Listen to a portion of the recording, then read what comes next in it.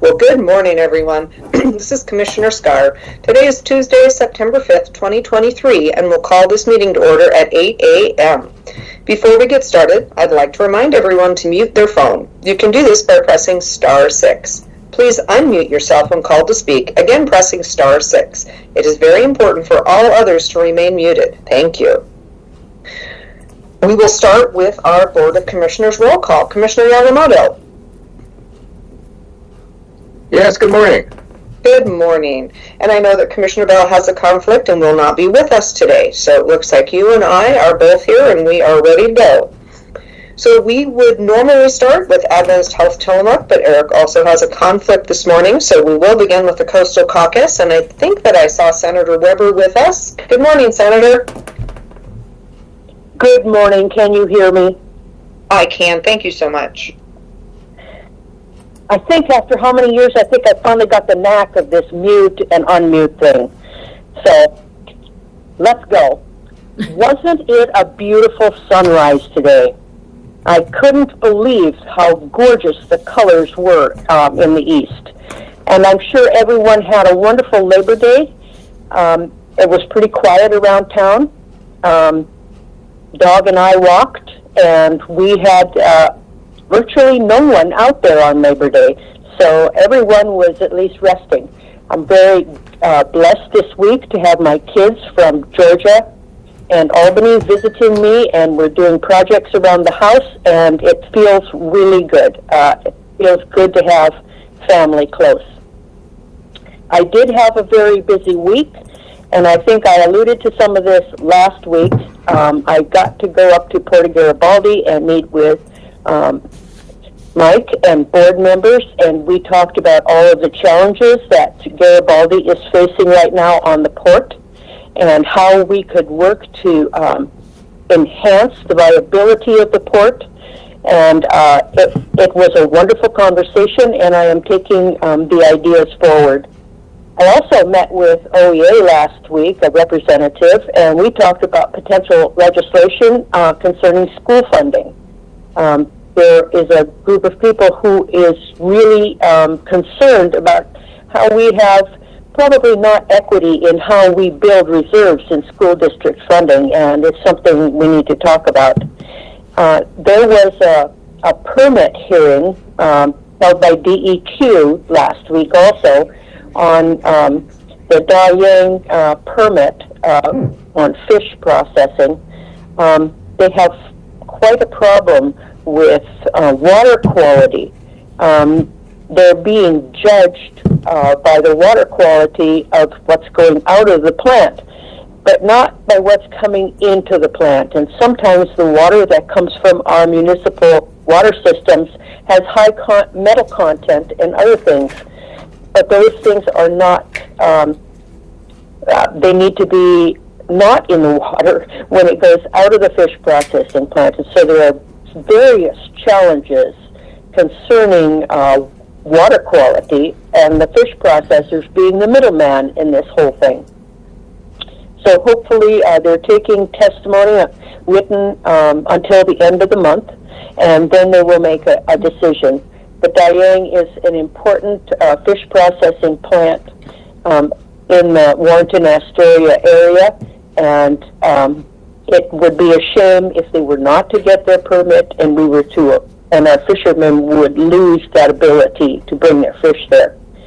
And then on a whole different subject, I met with our fire chief. You know, when we have, from South County, Jim Oder, and you know, when we have a huge influx of people in the summertime, you know, we can grow from a couple of thousand people in an area to 25,000 people in an area in just a matter of 24 hours.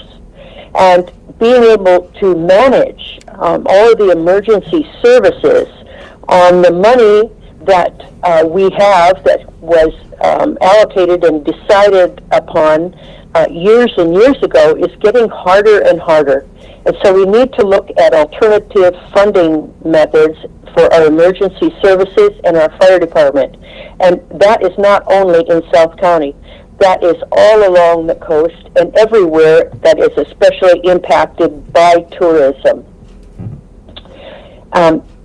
I told you that I had toured the plant at North Plains that takes care of all the compost from the Willamette Valley from Portland. I got to tour the one in Astoria, and they have 2 locations there for Recology. And it was interesting to see what they're doing with their cardboard, their glass, their garbage, and how they're all separating it out and keeping it all managed. And like everything, with population growth, we also then have the challenge of what we're going to recycle, what we are not going to recycle, how we are going to handle this, and how going out of this valley, or this area, into the valley and beyond is going to impact the state. And so there's a lot of issues, especially surrounding garbage, waste material, recycling, and what we can do with it here. I also met with a constituent in Warrenton, and this was a young lady who is very interested in how we can continue or develop services in pediatric psychology. There was a family who had a lot of problems dealing with how to get services for their young people. And, you know, a lot of it goes back to the fact that when we have highly professional people and we put them in agencies, they are not making as much money as when they're in private practice. But we also don't have any kind of a navigation system so that we can provide psychological services for children especially. And so they're sort of falling through the cracks. And yes, we have wonderful school counselors, but sometimes we need more than that. And so that was a very interesting conversation. This week we're going to have a Coastal Caucus meeting. And one of the issues that we're going to be discussing at the Coastal Caucus is the Helping Hands update and what is going forward from there. Some of you, I'm sure, saw that it was featured on Channel 8 the other night as a report as to what is happening and how we can continue this service for people. I've had people come to my door crying because they had heard that Helping Hands here in Tillamook might close. We don't know what's going to happen, but hopefully on Thursday we'll have a better idea going forward, and I hope that it will all be positive. On Friday I have to be in Salem for the Appropriations Committee meeting, and I'm looking forward to that, to seeing other senators, other representatives that we have been working together and haven't been able to get together over the summer because things have been so busy. But the other thing I wanted to tell you is that our Tillamook Working Lands is meeting today. They're having their monthly meeting at the Forestry Building. And I can't emphasize enough how important that organization is, especially to Tillamook County, because it's our farmers, our foresters, and our fishers that are all working together to make sure that our message from Tillamook County is positive and appealing and shows the economic vitality of all of those industries within our county. And they have made available several tours for people to come and learn about these things in Tillamook County, and that has been very valuable. And today is the Pacific City Nestucca Valley Chamber meeting too. And I'm sorry if Doug is on the line, I won't be able to attend today because I'm going to stay home with my kids. But thank you again for the invitation, and I'll be there next month. So I think that pretty much concludes my report. I have really enjoyed all of the meetings and all of the challenges that have come before me this week. I have several constituent issues that I'm working on, and I will continue to work on those. So thank you for the opportunity to be able to present this morning and each week. And I'll quit with that. Thank you. Thank you Any so much, questions? Senator. Yeah, lots of great information. Any questions for the Senator? I'll just throw in a quick update on Helping Hands. I received an email from the governor's office last week indicating that Helping Hands would be funded through the end of this calendar year. So that would be, I believe, through the end of December while they work through what their long-term sustainability plan will be. So that was very exciting. I don't know if that means they will reopen admissions at the Tillamook site or not, but I do have a meeting scheduled with their CEO, Mike Davis, toward the end of September. So we will make sure that we are in good conversation with Helping Hands relating to all of the work that we're doing around homelessness and sheltering in Tillamook County to determine how we can be a part of that support for them as they are a part of our system. So fingers crossed there for Helping Hands. Okay, thank you so much, Suzanne. Appreciate you being with us. Okay, moving on to the Tillamook County Community Health Centers. Ed Colson. And good morning, Commissioners. Good morning, Tillamook County. Our Health Department report this past Thursday, August 31st, was Tillamook County's second annual Overdose Awareness Day at the Blue Heron. And we want to thank everyone, all the staff at the Blue Heron for making this event run smoothly. And we also want to thank the 135 folks who braved the rain to attend and the 10 different local organizations tabling at our resource fair who all helped to make this event a success. Almost 75 Narcan kits were distributed, and even more trainings were happening throughout the event. We hope this event sends a strong message of hope and support within our community for those who may be struggling. You are not alone, and recovery is possible. September is recognized as National Recovery Month, meant to celebrate strides made by those in recovery and share their success stories with their neighbors, friends, and colleagues. For even more information or questions about overdose prevention or recovery resources, please check out fentanylawarenorthwest.com for local resources. We are once again reminding everyone to go ahead and schedule a wellness exam now through December 31st of the end of this year for ages 3 and up for an opportunity to receive a gift card in the mail after you visit. The wellness exam may include a physical exam, immunizations, in-clinic lab testing as needed, and dental, hearing, nutritional, and vision screening. Annual wellness exams meet the criteria for sports physicals and have no out-of-pocket costs for the exam and labs that can be done in our clinic. To learn more, please visit our website, tillamookchc.org, and then call 503-842-3900 to schedule. All of our providers are accepting new patients.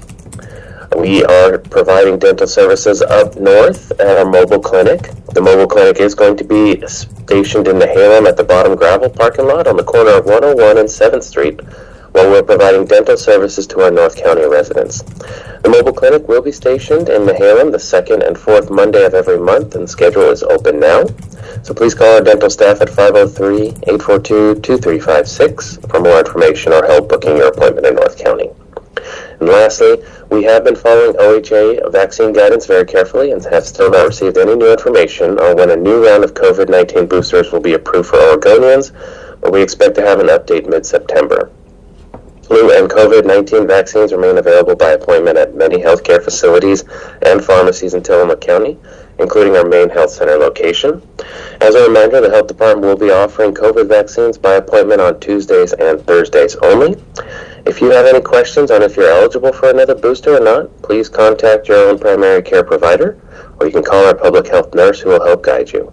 For resources and support in finding a vaccine, you can call our health department at 503-842-3940 or 211. And lastly, at-home COVID test kits remain available at all county library branches, as well as our main clinic off of 9th Street. And that's our health department update. I'll turn it back over to you. Thank you so much, Ed. Appreciate it. Any questions for Ed before we let him get away? Okay, not hearing any. We do know the Nehalem Bay Health Center and Pharmacy is not with us today, so we'll move right on to Tillamook Family Counseling. Frank, are you with us today?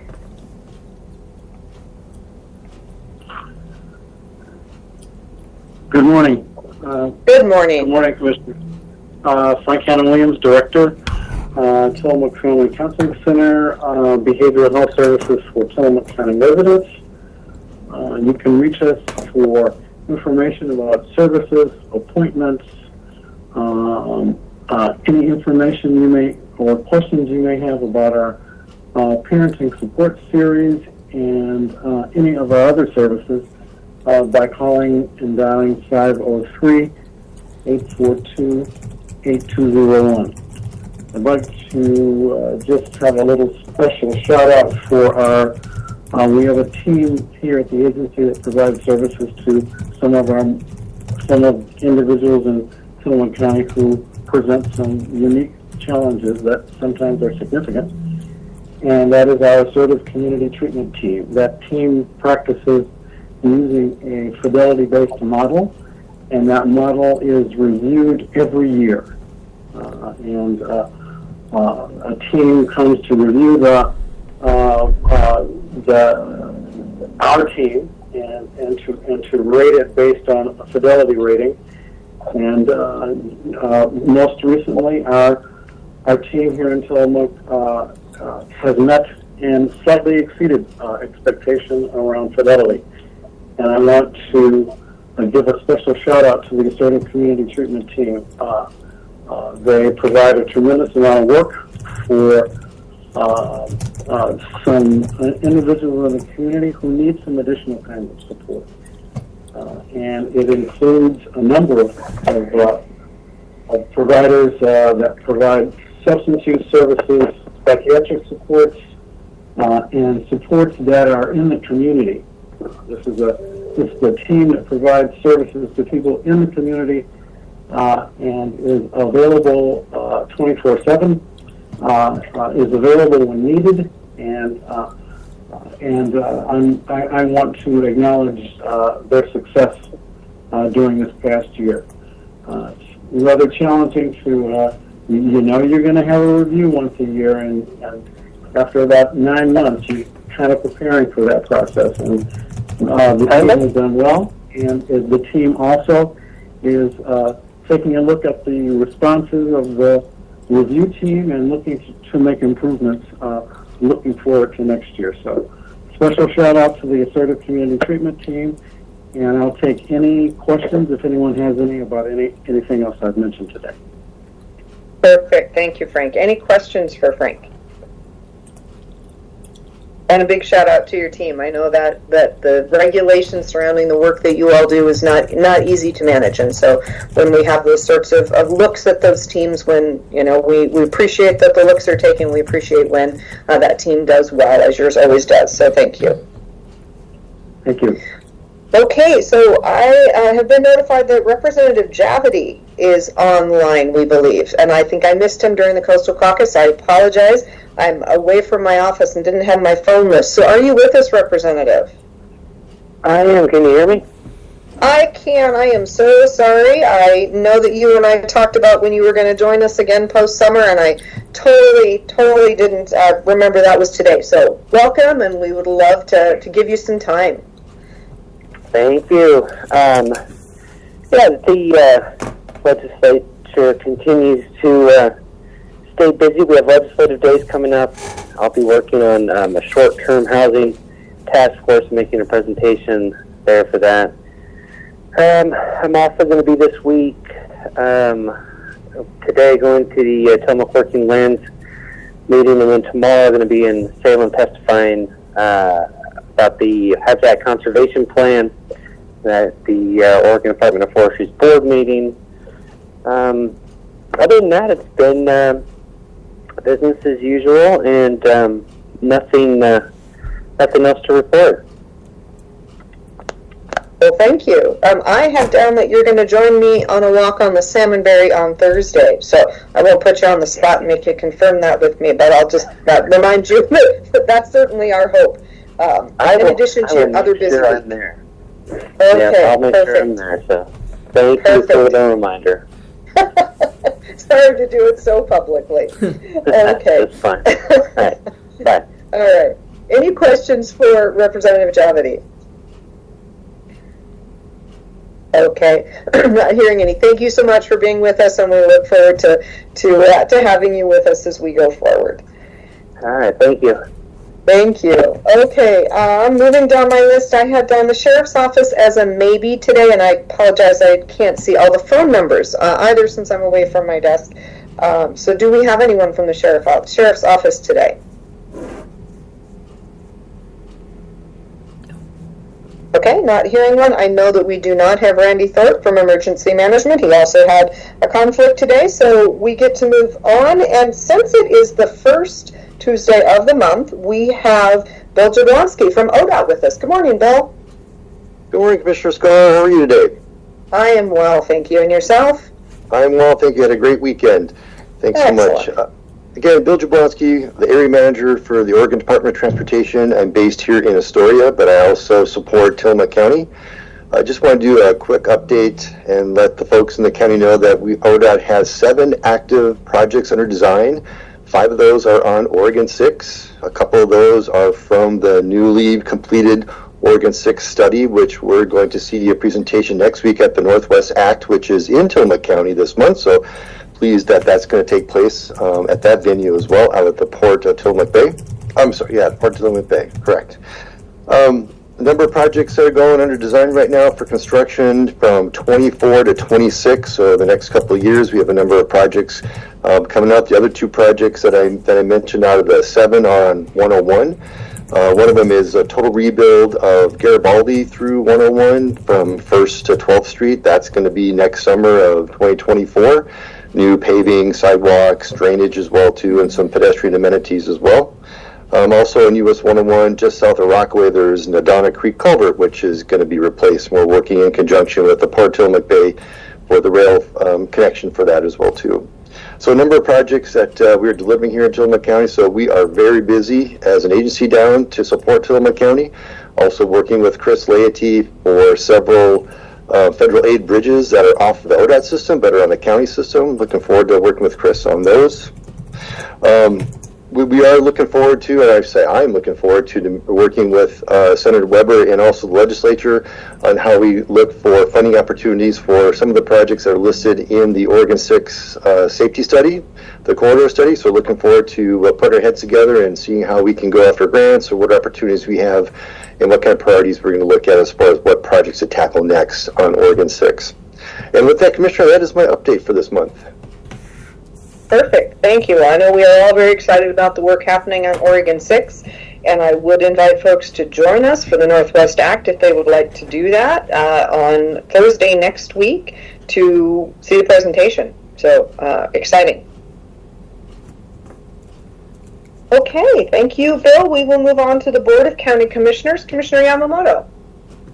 Yes, good morning. Thank you, Sarah. I appreciate it very much. I am going to be talking about natural resources today. There's so much going on. First of all, I appreciate very much Senator Weber giving a shout out to Tillamook Working Lands and Waters Cooperative, and I am looking forward to seeing Representative Javity at our Tillamook Working Lands and Waters meeting this morning. I just need to tell you that this is just a grassroots organization. We brought it together. It is members of our natural resource community, so there's timber involved and dairy involved and fishing involved, as well as some government entities such as the Board of County Commissioners, things of that nature. When we first got together, we sat around the table, this was many years ago, and thought about what we wanted Tillamook Working Lands and Waters Cooperative to do if this organization were to continue. And it has been wildly successful. We knew that the education was going to be one of the biggest issues. We have so many people moving here to retire from all over Oregon and from across the nation. And we found that many of them don't understand modern forestry practices and modern dairy practices and modern fisheries practices. So this is an educational group, and we do lots of tours and things for county commissioners and state legislators and things of that nature, agency people, and again, been wildly successful. So we continue that, and Tillamook Working Lands and Waters is a jewel. It really is. I appreciate the shout out both from Senator Weber and Representative Javity. I appreciate very much Representative Javity testifying before the Board of Forestry tomorrow, Wednesday. I will be testifying also on behalf of the Council of Forest Trust Land Counties. But there is so much going on here, and I want to just bring people up to speed. We continue to talk about the HCP, the Habitat Conservation Plan. I'm chair of the Council of Forest Trust Land Counties, also chair of FTLAC, Forest Trust Land Advisory Committee. This is an advisory committee to the Department of Forestry, to the Board of Forestry, and the State Forester. We are the only advisory committee in the state of Oregon that is mandated under state law. And this is quite interesting. It is under ORS. Oh gosh, now I don't remember what that ORS is. But be that as it may, we are required to advise the state forester and the Board of Forestry on all matters pertaining to state forest trust lands. When it comes to FTLAC, again, we're an advisory committee. We do not set our meetings. The meetings are set by the department. We do not set the agenda. That agenda is set by the department. And the way this has worked traditionally is that we have a FTLAC meeting before every Board of Forestry meeting, and the agenda that is brought to the Forest Trust Lands Advisory Committee is to inform us of what is going to be on the Board of Forestry's agenda, especially when it comes to state forest lands. This is how we develop our testimony to the Board of Forestry based on the agenda items that are going to be brought up. So it's an important part. We found out just a couple of weeks ago, which was after our FTLAC meeting. We found out through the governor's office, actually, that the board chair, Jim Kelly, was going to ask the Board of Forestry to consider a resolution that he had and take a vote on it. And we were rather shocked that we knew nothing about that at the FTLAC meeting. And so we started inquiring from the chair, from the Board of Forestry, from the department. And sure enough, this resolution has been developed, and it's very interesting. Over the past year, we have been talking to the Board of Forestry and the department about this HCP. And please understand, the Council of Forest Trust Land Counties and our FTLAC object to the tenets of an HCP. It really can be very good because of the incidental take permit that would come with the passage of an HCP. And this is all determined by what we call the services, two agencies of the federal government, the U.S. Fish and Wildlife Service and NOAA Fisheries. That is who the department has made application to with this HCP, this Habitat Conservation Plan. And the incidental take permit is very important because one of the issues here is the environmental groups seem to sue the department over almost every sale that the department puts up. And this is very time consuming, very expensive to the department. So an incidental take permit should stop most of those lawsuits moving forward. But the issues here are especially with this resolution, is that we have done some research on the resolution, and we appreciate very much that Chair Kelly wants to increase harvest on state forest lands to help ameliorate some of the problems that the trust counties are going to run across. But when we ran the numbers, those numbers were like 11 million board feet additional on an annual basis, which really is not a lot of additional timber harvest. I had a conference call with Chair Jim Kelly and State Forester Mukamoto and State Forest Division Chief Mike Wilson on Monday of last week, not yesterday, Monday of last week. State Forest in Mukomoto told us, well, no, it's not really 11 million board feet. It is 10 million board feet additional that we could gain. But in the same sentence, before he finished his thought, he said, in actuality, we would be lucky to harvest an additional 5 million board feet annually. So the department is putting us in a rather difficult position. It's very difficult for the Council of Forest Trust Land Counties to object to an increase in timber harvest in this HCP until you look at the actual numbers involved. 5 million board feet additional, and this it's almost meaningless. One of the huge issues with this proposal is item number 4, where it states in item number 4 that there is, at the end, if the Board of Forestry were to adopt this resolution, there is no need for staff to return to the Board of Forestry for further direction. This is an abdication of the Board of Forestry's needs and desires, and of course ours also. And the department was tasked by the Board of Forestry, this was a few months ago, to do new modeling. The Board of Forestry is concerned about the timber harvest available under the HCP, and they directed the department to do new modeling to see where we could get more timber harvest. Mike Wilson said that, well, we're not going to be done with this modeling until December at the earliest. And at the same time, this resolution states that if they adopt this resolution, adding 5 million board feet annually to timber harvest, that the Board of Forestry does not need to be involved any further with the HCP. So this whole thing just really makes no sense at all. When you look at state forest lands in the state of Oregon, roughly 700,000 acres, and yet we're right in the middle of private timberlands, U.S. Forest Service timberlands, BLM, Bureau of Land Management timberlands, and the 700,000 acres available to the state forest lands is minuscule in relation to all the private and U.S. Forest Service and BLM timberlands, especially BLM and U.S. Forest Service, where they're doing almost no cutting at all. There are already millions of acres not being cut as habitat for marbled murrelet and spotted owls and things of that nature.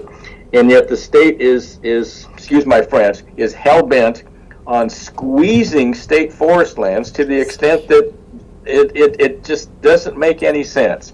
So at some point in time, in my estimation, the department is going to need to take, the department and the Board of Forestry is going to need to take responsibility for devastating the trust counties and the special districts within the trust counties, as well as the financial devastation of the department itself.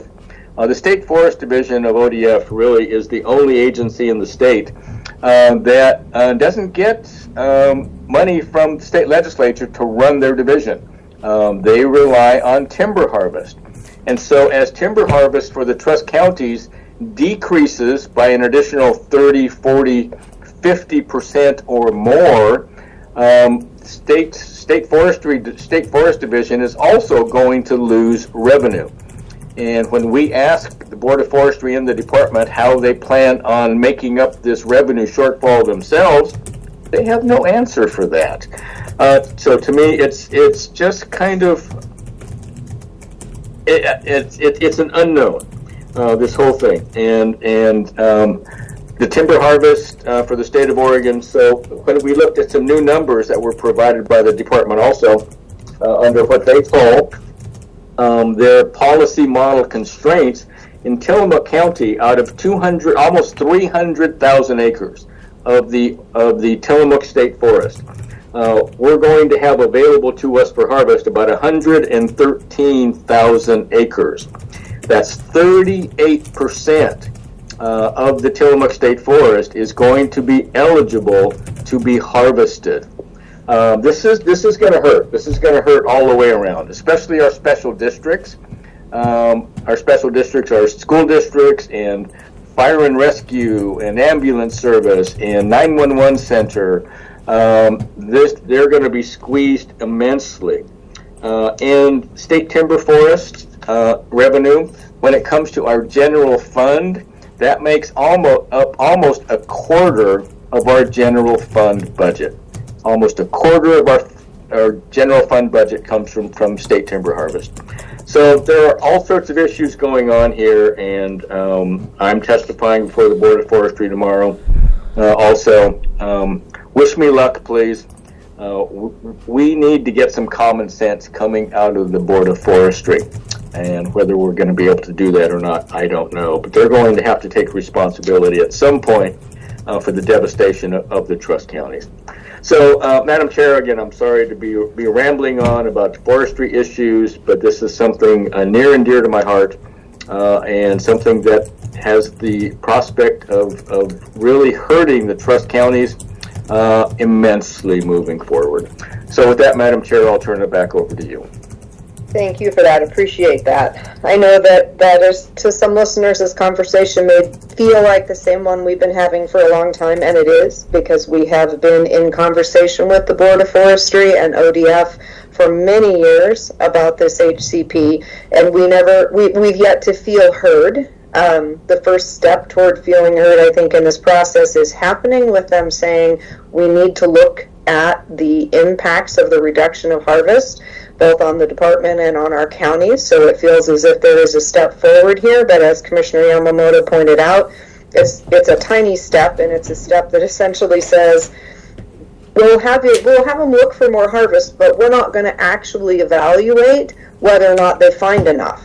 We're just going to tell them to look for more, and then we, as a Board of Forestry, are going to put this whole thing behind us, and what happens, happens. And that is without any ability for the public to come back and see how many board feet they identify and whether or not it's enough. So I will also be testifying. I will be testifying on Thursday morning in front of the Board of Forestry.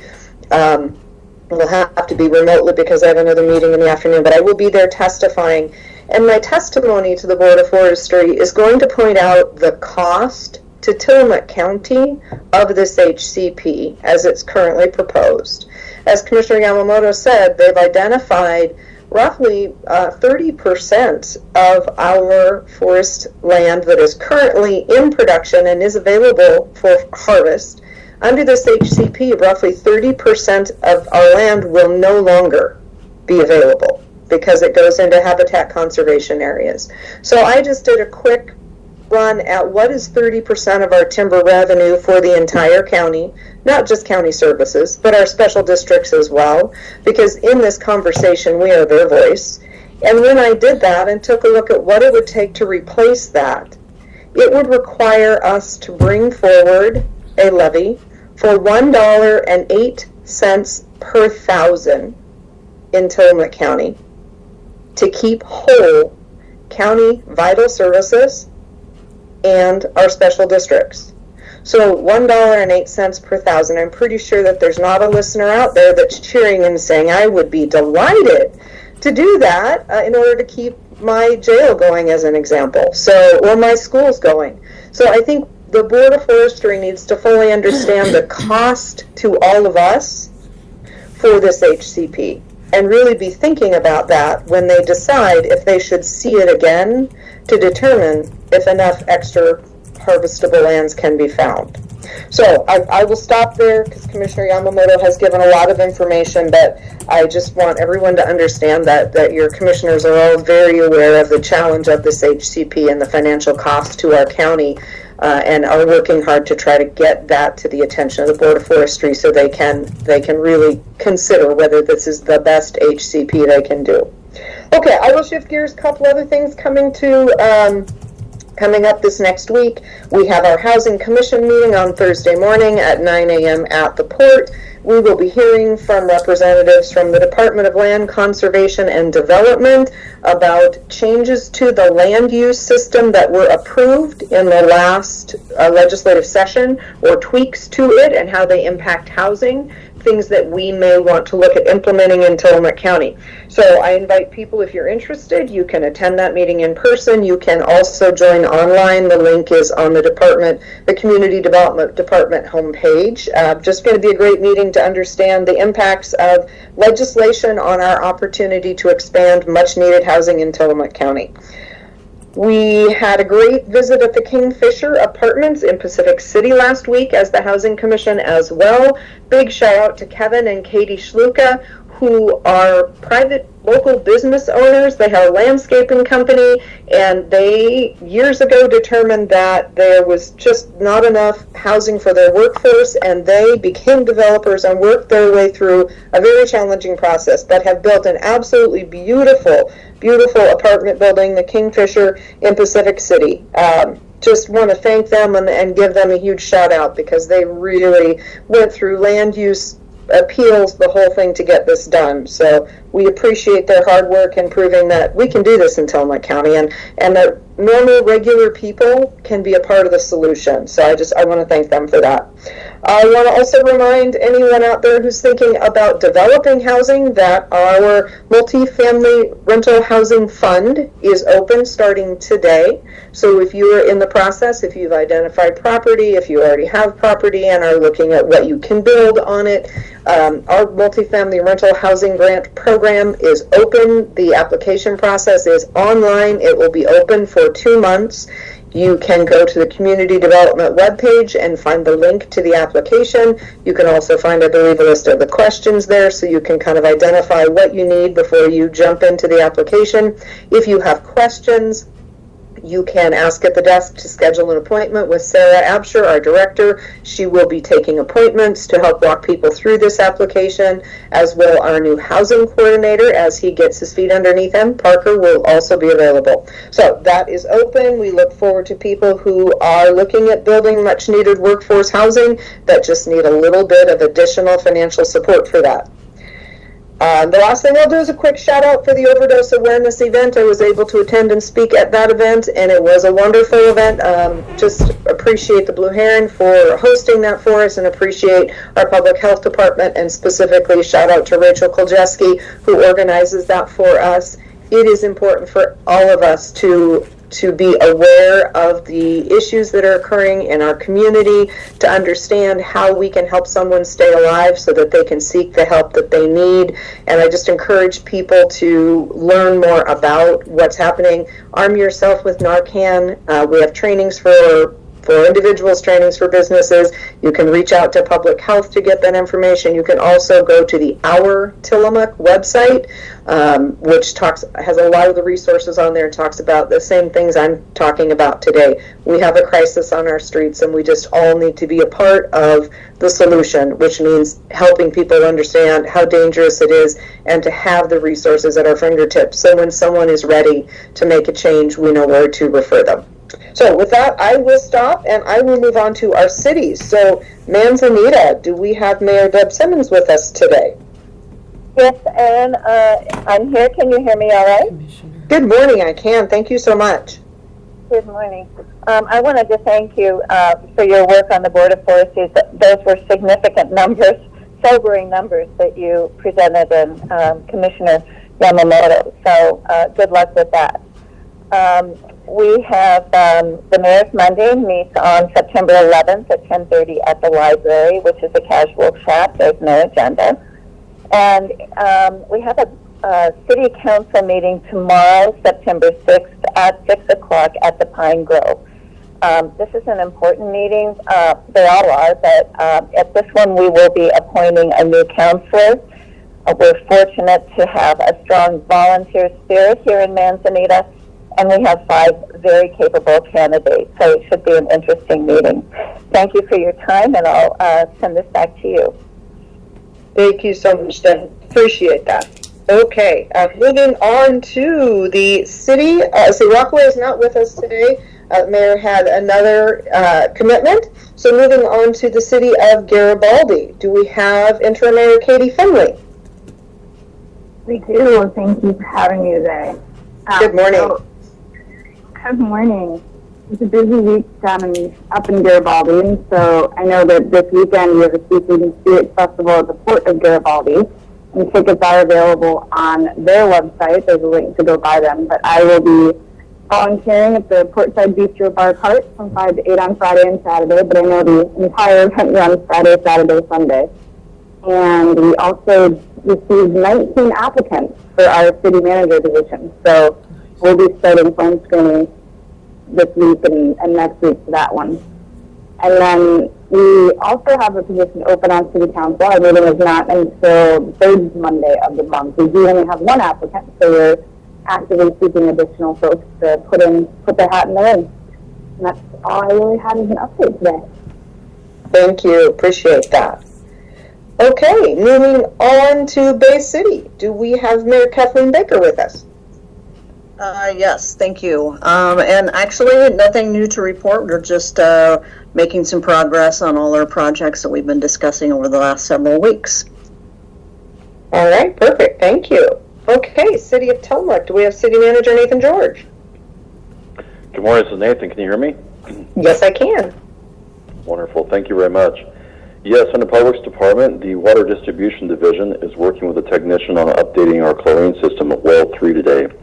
This will give us the capacity to generate chlorine on site, which will add another layer to our emergency response resiliency, and also reduce the cost of having to purchase bulk chlorine in drums, reduce the risk of injury due to not having to physically manhandle the drums.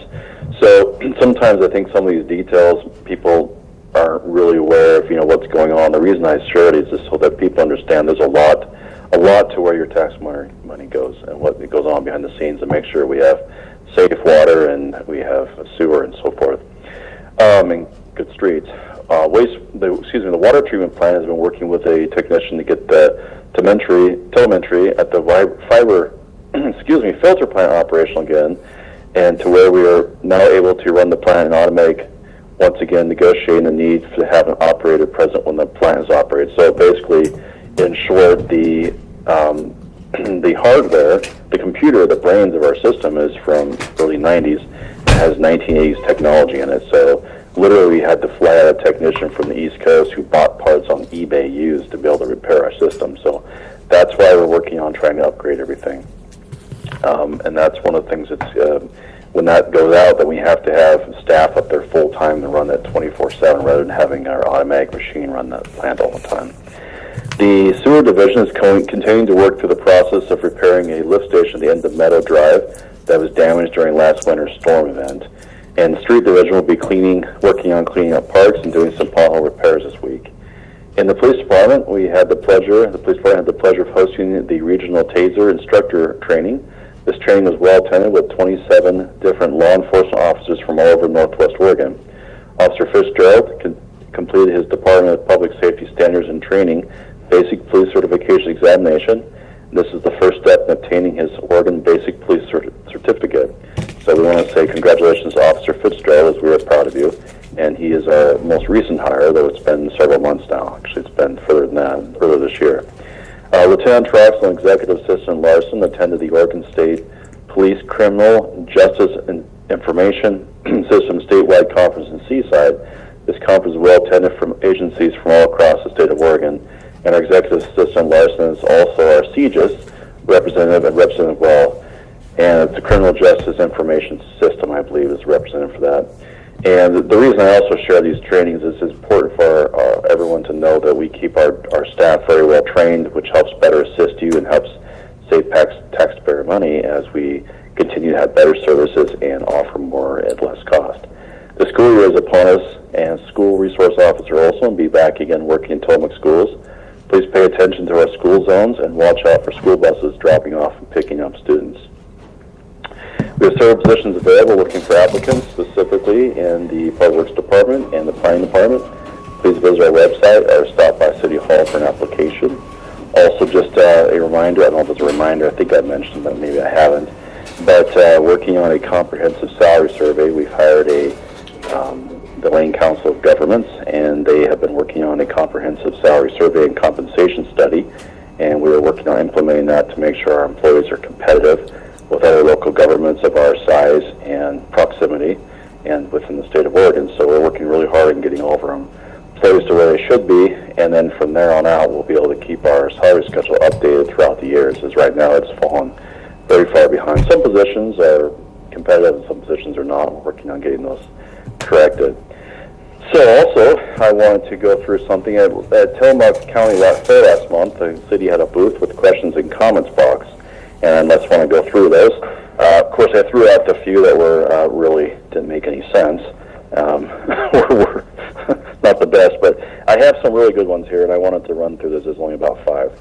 So comment number 1, please consider an official crosswalk in the vicinity between Roby's and Pizza Hut in Tillamook, preferably with lights. Thank you. So that is a wonderful idea, and what this person is talking about is having a light up on 101 on North 101.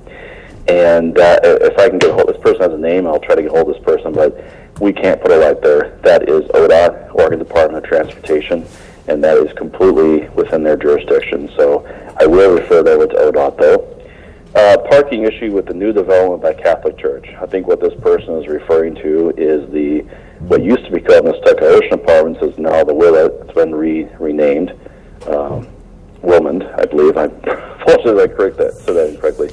So the parking, I'm not sure exactly what the parking issue is this person referring to, but I can say that there are, I believe it's 46 units in that, and there are, I think, 38 parking spots. And as that development came in, one of the things that was allowed with our city code was to allow street parking. So that's part of what was developed.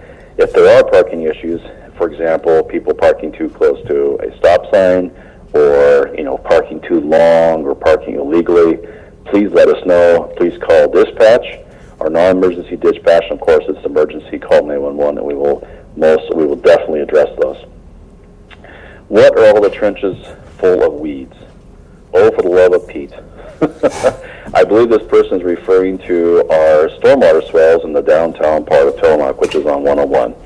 So a couple of things about those. Number 1, those stormwater swales were built several years ago, long before I was ever here. That was a design the city chose. The city and ODOT worked together to choose that particular design. There are different designs they could have done. They could have actually built a stormwater, what they call vaults, which would have been further down underneath the ground where they would never been seen, and we would have had what used to be there with the parking. However, for various reasons, the city and ODOT chose to have the stormwater swales. So the stormwater swales only have very specific design that can be put in there, and the plants and so forth can be, we can't change them. I have been working with ODOT.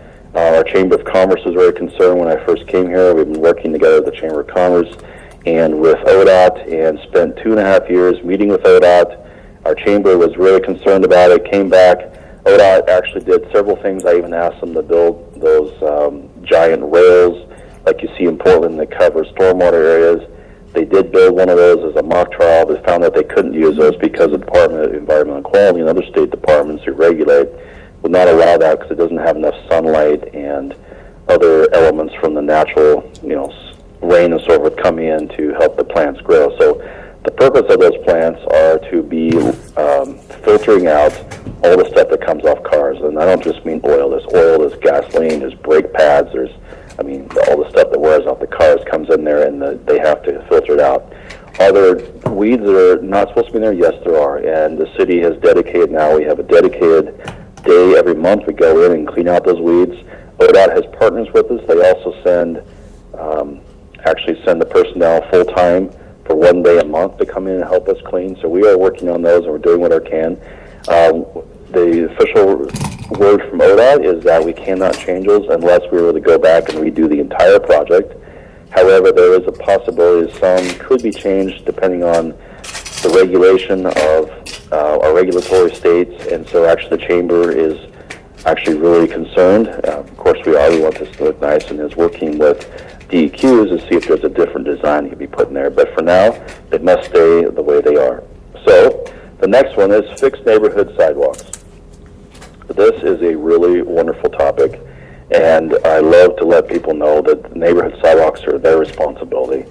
And what I mean by that is whenever you have a business or you have a home or residence outside the sidewalk, although most cases it's developers that put in those sidewalks, sometimes it has been grants that will come in, like for example, the Tillamook Urban Renewal Agency has built some sidewalks, and ODOT's built some sidewalks, the city's probably built some sidewalks. those are responsibility of the residents and those businesses, adjoining businesses or properties. And so we really ask, and we try to educate people, please take care of those. Please make sure you clean them and keep them nice and weed eat and so forth. I will tell you, though, that I would love to go back and replace them all if we could. And those are one of the things I have on our long future list of capital projects. If we can find grant funding to go in and replace sidewalks, we will be happy to do so. Love to do that. Two more here. Help slow traffic down on 3rd Street. Too many people flying out of Central Market parking lot, and there's a lot of foot traffic, which makes it dangerous. Number one, that's definitely one of my concerns. And since I came here, when I first came here, we did not have a traffic division. We now have created, under Chief Rao, myself, Lieutenant Troxel, we have created a traffic division with an officer and sometimes 2 officers who are actually doing full-time traffic enforcement, and which is the number one reason for that is, of course, helping slow down the traffic, especially the tourists and so forth coming in. So we are working substantially on that. And not only do we have a full-time traffic division, but we also have officers who are also stopping people and doing what we can. We only have 11 sworn officers. We do operate 24/7. As I've said before, when I first came, all of the officers were only working 1 person per shift.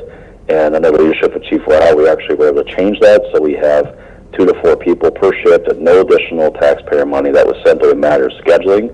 It was poorly scheduled in the past, and now we have much better scheduling. And officers are working 12-hour shifts. Same pay, just different hours. So we have substantial. What we don't have is we don't have more officers. We have what we can afford, and that's what we have, and they do an amazing job.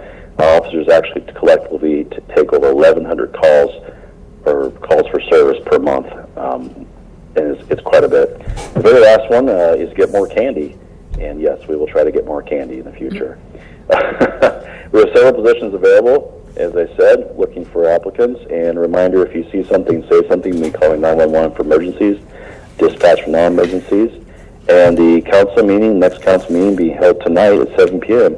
We encourage everyone interested to come to your local government to attend. That's all I have, Commissioner. Thank you so much.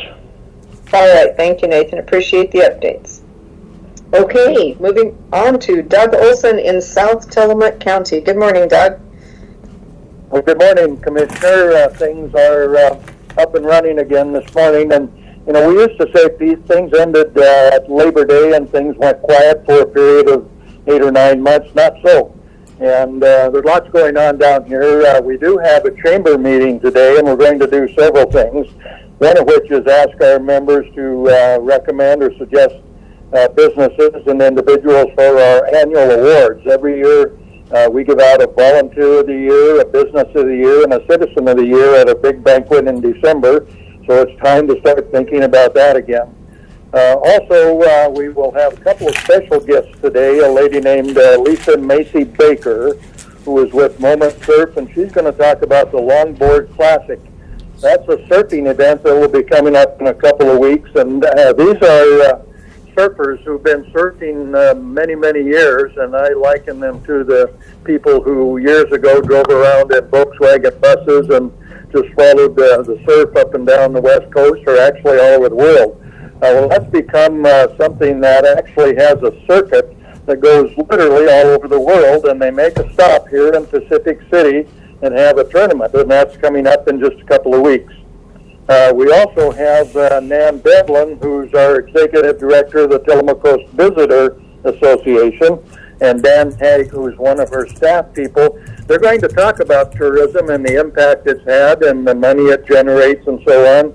And there's lots of good things that come out of tourism, but there's some that are not so good, and we'll talk about those as well. It's a wonderful time for questions. So that's what's happening today.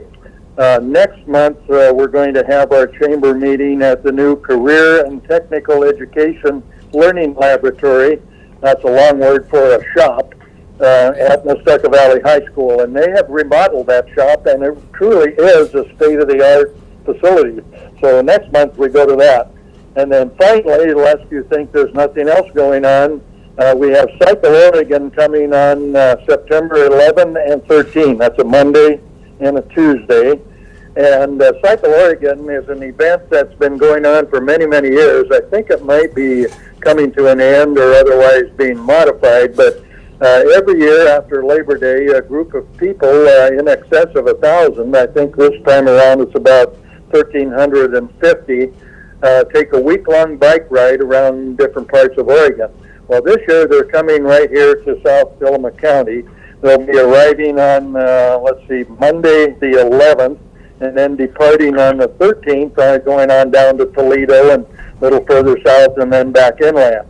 We're the only 2-day stop, so they have a free day to take side trips and travel around South County.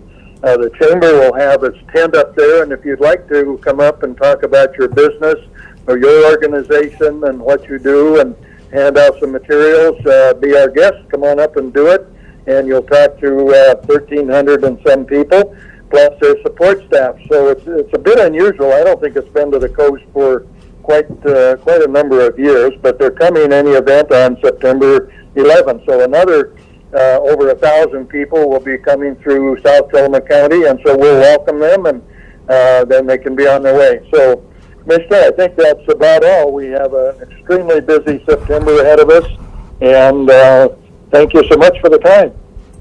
All right. Thank you, Doug. Appreciate it.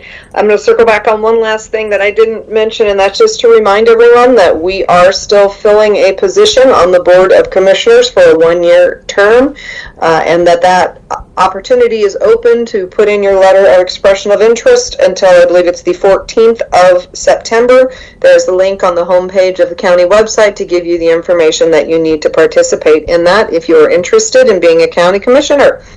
So with that, I think we have finished the days full of news with lots of great information. So I would like to thank KTIL for broadcasting. I'd like to thank everyone for attending, and we will adjourn this meeting at 9:01 a.m. Thank you, everyone.